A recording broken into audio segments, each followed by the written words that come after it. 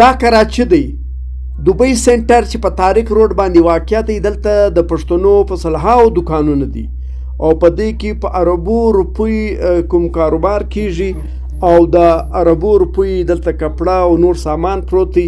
تاسو وینئ د کراچي پولیسو عام خلک راوستلي دي، عام انسانان راوستلي دي، په سلهاو نه په زرهاو د پښتنو دوکانونه یې مات کړي دي. دا د ګوره تانونه یې پر څټ دي، لاندې شیوکي وړي.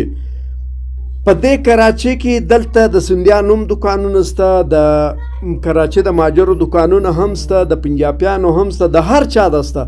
د یو دوکان ته نه څوک ورځي نه پوښتنه کوي که په هغه کې ایرانی مال دی، که په هغه کې جاپانی مال دی، که د ګوریزي مال دی، که هر مال پروت دی. خیر و خیرت بس د پښتنو په دوکانو پسې دا خلک راسم سوي دي. هر ماښام چاپي دي، هر ورځ هر سهار چاپي دي. وروره دا د کوټي بلوچستان کوم پښتانه تجاران دي دا یې تباه او برباد کړو. په عربو روپو تاوانونه یې ورسول. د ماښام ډوډۍ ته محتاج کړو، د ماښام ډوډۍ نه لري. په کراچي کې د پښتنو دوکاندارانو د پښتنو تجارانو مالونه داسې وړل کېږي لکه مال غنیمت، لکه دوی چې دا کراچي له غیر مسلمو فتح کړي وي. دا د ګورس دا د دوی مالونه داسې وړي، نه څوک پوښتنه ځنې کوي، نه څوک احتجاج کوي. ګوره بیا دغه پښتنو عدالته آبادي تقریبا 80 لکه ده. دا پیپل پارټي ته ورکوي، دا چې دی وروره مسلم لیگ نون نواز شریف ته ورکوي، دا نورو پارټیانو ته ورکوي، هغه هم خوله پټه نیولې ده.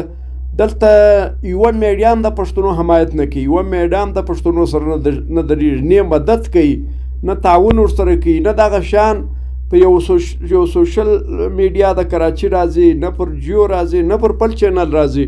پښتانه په لاس ورغلي. ګور دا د وره مخ خلک روان دي، دا دی بیا ورخیزي نور دوکانونه متوي.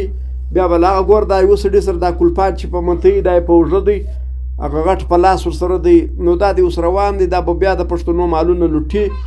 بس خیر و خیرت دی، پښتانه په لاس ورغلي دي، پښتون نو لاوارثه دی. څوک یې غږ نه پورته کوي، نه وروره په پاکستان کې څوک غږ پورته کوي، نه وروره د باندې څوک غږ پورته کوي. دغه پښتانه تجاران یې تباه او برباد کړو. باید د دې پاکي یو غږ پورته سي. پښتانه د دې په دې حواله باندې یو آواز پورته کړي، دا مشران چې دي دا آواز پورته کړي. دلته ټولو پښتانه د یوه سلا سوي دي، ټول ورته ولاړ دا پښتون تباه کوي، بربادوي زما.